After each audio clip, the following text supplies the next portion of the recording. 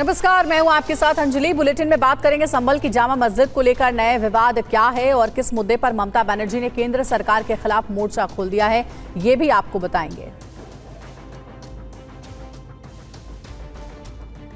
और सबसे पहले आपको बता दें आज की बड़ी खबर, पीएम मोदी के गयाना दौरे से जुड़ी एक्सक्लूसिव रिपोर्ट आपको हम दिखाएंगे। बीजेपी की आज बड़ी बैठक होने वाली है। बैठक का एजेंडा क्या है और बैठक में कौन कौन लोग शामिल होंगे, इस पर भी हम बात करेंगे। ममता बनर्जी एक बार फिर केंद्र सरकार से नाराज हैं, उनकी नाराजगी की वजह क्या है आपको ये बताएंगे। साथ ही बात करेंगे पाकिस्तान में हुए आतंकी हमले की।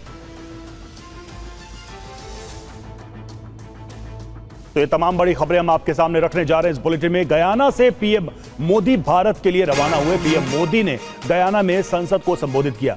पीएम मोदी ने कहा भारत और गयाना के डीएनए में लोकतंत्र है।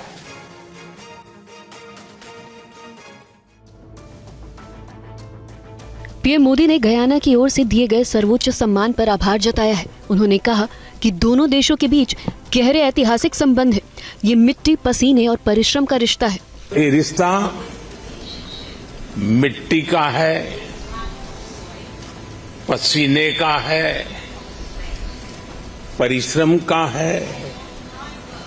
करीब 180 साल पहले किसी भारतीय का पहली बार गयाना की धरती पर कदम पड़ा था। उसके बाद दुख में सुख में कोई भी परिस्थिति हो, भारत और गयाना का रिश्ता आत्मीयता से भरा रहा है। पीएम मोदी ने कहा कि आज विश्व के सामने आगे बढ़ने का सबसे मजबूत मंत्र लोकतंत्र है। इन परिस्थितियों में आज विश्व के सामने आगे बढ़ने का सबसे मजबूत मंत्र है डेमोक्रेसी फर्स्ट, ह्यूमैनिटी फर्स्ट। दुनिया के लिए भी ये समय कॉन्फ्लिक्ट का नहीं है। ये समय कॉन्फ्लिक्ट पैदा करने वाली कंडीशंस को पहचानने और उनको दूर करने का है। और वही केंद्र सरकार के खिलाफ सीएम ममता बनर्जी ने फिर से मोर्चा खोल दिया है। उन्होंने कहा है कि बंगाल में हाउसिंग स्कीम के लिए केंद्र से पैसे नहीं चाहिए। पश्चिम बंगाल की मुख्यमंत्री ममता बनर्जी ने केंद्र सरकार पर बड़ा आरोप लगाया है। ममता बनर्जी का आरोप है कि केंद्र सरकार ने प्रधानमंत्री ग्रामीण आवास योजना के तहत पिछले 3 वर्षों से राज्य को कोई भी पैसा नहीं दिया है। उन्होंने कहा है कि वो अब केंद्र सरकार से पैसा नहीं लेंगी। 12 लाख लोगों को पक्के आवास के लिए राज्य सरकार अपनी तरफ से पैसा देगी। बंगाल सरकार ने हाउसिंग स्कीम का नाम भी केंद्र सरकार के दिए गए नाम से बदलकर बंगलार बारी कर दिया है। ममता बनर्जी ने पत्रकारों से बात करते हुए कहा कि बंगला आवास योजना के तहत 15 दिसंबर से 30 दिसंबर तक पहली किश्त भेज दी जाएगी। আমরা যেটা বলেছিলাম যদি কেন্দ্রীয় সরকার না দেয় আমরা মানুষের পাশে দাঁড়াবো। আমরা বলেছিলাম এবছর আমরা 11 লক্ষ মানুষকে এটা দুটো কিস্তিতে দেওয়া হয়, একটা 60,000 আর একটা 60,000। 60,000 এর কাজ হয়ে গেলে আবার 60,000 টাকা দেওয়া হয় এবং আমাদের সরকার নিজেদের টাকায় এই বাড়িগুলোর টাকা দিতে শুরু করবে।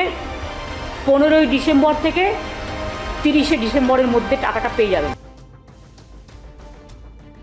और पूर्णिया से सांसद पप्पू यादव को फिर जान से मारने की धमकी मिली है। धमकी देने वाले ने कहा कि 24 घंटे रेकी हो रही है। एक केस की सुनवाई के लिए पप्पू यादव यूपी के गाजीपुर पहुंचे थे। मीडिया से बात करते हुए उन्होंने कहा कि उन्हें लगातार धमकाया जा रहा है।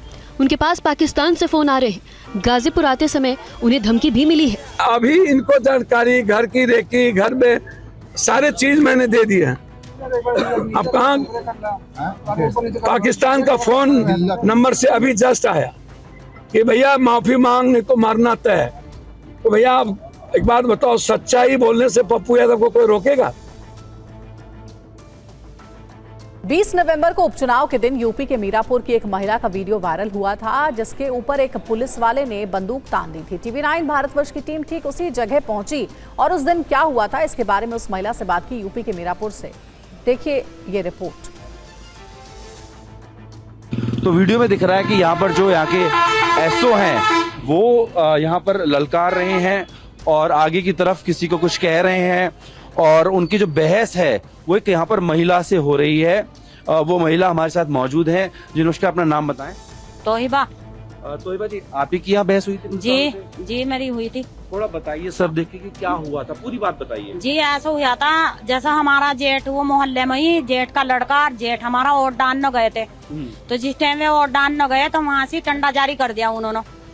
तो वे आको यहाँ से उन्होंने 10-5 आदमी सड़क पर इकट्ठे करे। तो फिर यहाँ से जैसा सड़क करे तो पुलिस की गाड़ी आ गई। तो पुलिस वालों ने उतरते ही गाड़ी में से टंडा जारी कर दिया पब्लिक को। तो जिस टाइम टंडा जारी कर दिया तो वे हम वोट डालने जा रहे थे, तो वे इधर उधर चले गए आदमी जो पब्लिक थी यहाँ से। तो फिर जब हम जा रहे थे तो आगे पुलिस वाले आ गए, हमारे से अड़ गए, कहने कहाँ जा रही तुम? मैं कहा हम वोट डालने जा रहे हैं। नुको नहीं वोट नहीं डालने की। ये बोला आपको? ये बोला। मैं कहा क्यों नहीं डालने की? नुको नहीं वोट नहीं डालने की। मैं कहा हम वोट डाल कर आएंगे। नुको मैं गोली मार दूंगा। तो उन्होंने एक हाथ में तो आधा इंटी का उठाया और एक पिस्तौल उन्होंने जेब में से निकाल तो ही पिस्तौल, कहने लगा मैं गोली मार दूंगा। मैंने कहा तुम गोली नहीं मार सकते, तुम आधार इतना नहीं है जो तुम गोली मार दे। कहने लगे हम गोली मार देंगे। मैंने कहा मैं तुम्हारी वर्दी उतरवा दूंगी, मैं तुम्हें फारिग करवा दूंगी यहाँ से। और वोटर को बंदूक दिखाकर रोकने वाले एसओ राजीव शर्मा की मेडिकल रिपोर्ट आ गई। रिपोर्ट में क्या कहा गया है बताते हैं। ये वीडियो वायरल होने के बाद यूपी पुलिस विपक्षी दलों के निशाने पर आ गई है। यूपी पुलिस पर सवाल उठने लगे हैं। पुलिस ने एसओ राजीव शर्मा का बचाव करते हुए कहा है कि मतदान के दौरान स्थानीय लोग हंगामा कर रहे थे। जब पुलिस ने उन्हें समझाने की कोशिश की तो लोग उग्र होकर पुलिस पर पथराव करने लगे। पुलिस का दावा है कि हंगामे और पत्थरबाजी में ककरौली थाना incharge Rajeev Sharma, head constable Shailendra Bhati और विक्रांत घायल हुए थे। पुलिस ने घायल पुलिसकर्मियों की मेडिकल रिपोर्ट भी जारी की। पुलिस ने इस मामले में 100 से ज्यादा लोगों के खिलाफ बीएनएस की अलग अलग धाराओं के तहत मुकदमा दर्ज किया है। भीड़ द्वारा झगड़ा करते हुए पुलिस बल के ऊपर आक्रोशित होते हुए पथराव किया जाने लगा और रोड पर जाम लगाने का प्रयास किया गया और इस पथराव में थाना प्रभारी एवं अन्य 3 पुलिसकर्मी घायल हो गए। पुलिस बल द्वारा तत्काल हल्का बल प्रयोग करते हुए भीड़ को वहां से तितर-बितर कर दिया गया और वहां से खदेड़ दिया गया और कानून व्यवस्था को किसी भी प्रकार से बिगड़ने नहीं दिया गया। वहां शांति व्यवस्था कायम की गई। यूपी के संभल में जामा मस्जिद के मंदिर होने का दावा तूल पकड़ता जा रहा है। मस्जिद के आसपास के इलाके में तनाव का माहौल है। पूरे इलाके को छावनी में तब्दील कर दिया गया है। हिंदू पक्ष का दावा है कि जहां मस्जिद बनी है वहां कभी हरिहर मंदिर हुआ करता था, जबकि मुस्लिम पक्ष इन दावों को बेबुनियाद बता रहा है।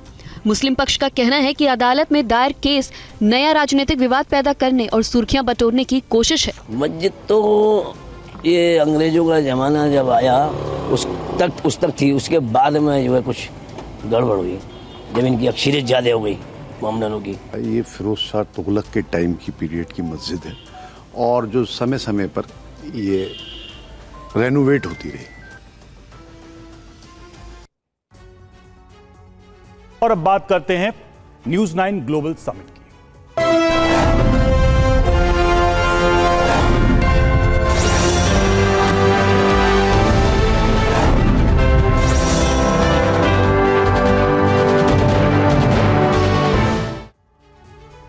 और जर्मनी के स्टटगार्ट में न्यूज़ 9 ग्लोबल समिट की शानदार शुरुआत हो चुकी है। पहले दिन केंद्रीय मंत्री अश्विनी वैष्णव और ज्योतिरादित्य सिंधिया समेत दुनिया भर की हस्तियां मौजूद रहीं। आज रात 9 बजे प्रधानमंत्री मोदी का संबोधन होगा।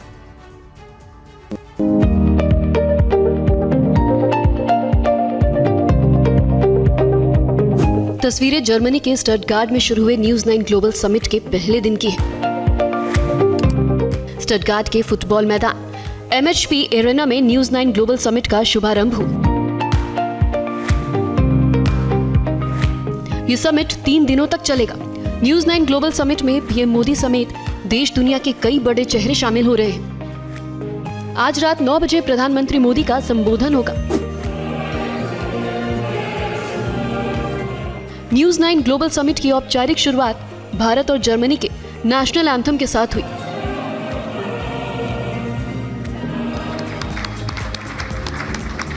We invite Mr. Ramu Rao Jupalli, Vice Chairman My Home Group, to take the stage. Summit के पहले दिन माय होम ग्रुप के वाइस चेयरमैन रामू राव जुरापल्ली ने एंटरप्रेन्योरशिप विषय पर अपनी बात रखी। उन्होंने कहा कि आज भारत बदल चुका है और नई ऊर्जा से आगे बढ़ रहा है। Where India has more than 100 unicorn startups, that is startups that is valued more than $1 billion. There is money pouring in India from all corners of the world in recognition of the fact that the young country with thousands of young and brilliant youngsters, and of course a population of 1.4 billion people. So what will the next generation entrepreneurs look like? For a young entrepreneur like me, I think there are both challenges and opportunities. The challenges is the expectations I have to myself, that I have to do better what my father did, and also that the India also provides unlimited opportunities, but one has to carefully choose which ones to pursue. But to my mind, a few things that are going to be extremely important. As an entrepreneur building future businesses, I would like to keep these 4 things in mind. The first one is the scale. I believe that the problems we seek to solve must be relevant to as many as people in the world as possible. Therefore, on stage, the managing director of the TV9 network, Mr. Barun Das. वहीं TV9 network के MD और CEO Varun दास ने कहा कि news 9 global summit से Bharat Germany के संबंध और मजबूत होंगे। Thank you, Germany, for inviting TV9 network, the largest news network of the largest democracy of the world, to Stuttgart. For me and the entire TV9 network and our co-host, VfB Stuttgart, it is a historic moment. I'm happy to share that we have an exemplary lineup of thought leaders discussing the roadmap for a new axis between Germany and India at the News 9 Global Summit. I'm extremely grateful to the Honorable Union Minister, Mr. Ashwini Vaishnav, Minister of Railways, Information and Broadcasting and Technology, and Sri Jyotiraditya Scindia ji, Minister for Telecom and Development of Northeastern Region, for flying in all the way from India to be with us on this important occasion.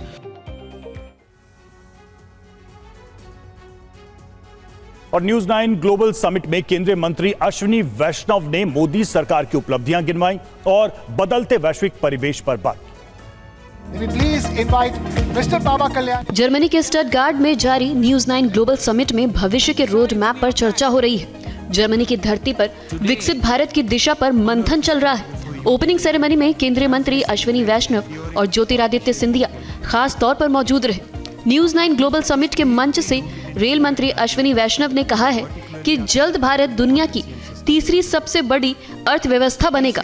Inflation control में सरकार की balance sheet बहुत अच्छी है। आगे का road map तैयार है।